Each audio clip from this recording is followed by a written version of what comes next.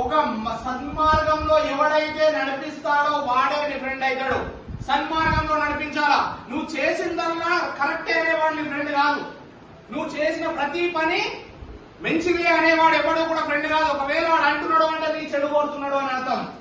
అది గుర్తుపెట్టుకోవడం మనం లైఫ్ లో. నువ్వు చేసే ప్రతి పని రైట్ రైట్ రైట్ అని ఎవడైతే అంటాడో వాడు నీ ఫ్రెండ్. నిన్ను సన్మార్గంలో నడిపించేవాడు ఫ్రెండ్ కాదు. ఎవడైతే నీ యొక్క తప్పుల్ని చెప్తాడో వాడే నీ ఫ్రెండ్. తప్పుల్ని ఎవడైతే నువ్వు చేసేటటువంటి దాంట్లో ఎవడైతే నీ తప్పుని గుర్తిస్తాడో వాడే నిన్ను. You are here to learn the discipline first.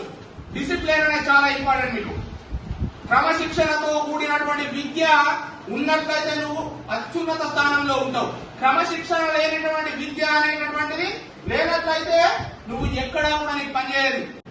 Same ఇదే ద్రోణాచార్యుడు ఒకటి ఉంటా చిన్న నాకు అందరికీ ఏకలవ్యుడి స్టోరీ. అవునా, ఏకలవ్యుడి దగ్గర అర్జునుడి కంటే ఎక్కువ ఉన్నటువంటి విద్య అనేది నేర్చుకుంటాడు. అవునా, కానీ మనకు తెలిసిందల్లా ద్రోణాచార్యుడు చాలా కడ్డావు కాబట్టి అర్జునుడి కంటే ముందర పోవచ్చు కాబట్టి ఏకలవ్యుడి యొక్క బుడన వేలాడిండు అని అంటాం. అది కాదు స్టోరీ యాక్చువల్ గా. అవునా, ఏకలవ్యుడు నీ యొక్క విద్యను ప్రదర్శించు అనగానే అప్పటికి ఒక కుక్క అరుస్తా ఉంటది. అక్కడ కుక్క అరుస్తా ఉంటది. అవునా, ఆ కుక్క అరుస్తా అరుస్తా ఉంటే ఏకలవ్యుడు కానీ కొట్టేసి లేదు అని అంటేనేమో ఏదో ఆ సార్ని ఎక్కిరియగలిగి దోస్తాను పెట్టి లేదు అని అంటేనేమో అనవసరం చెడు మార్గంలో నడవడానికి దోస్తాను కాదు. ఎవడైతే నిన్ను సన్మార్గంలో నడిపిస్తాడో వాడే నీ దోస్తాన్.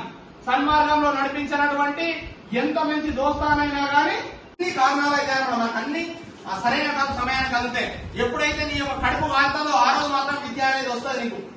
అప్పటి వరకు రాదు నీకు విద్య. అందుకొరకనే ఏమంటాడంటే నేను నేర్పను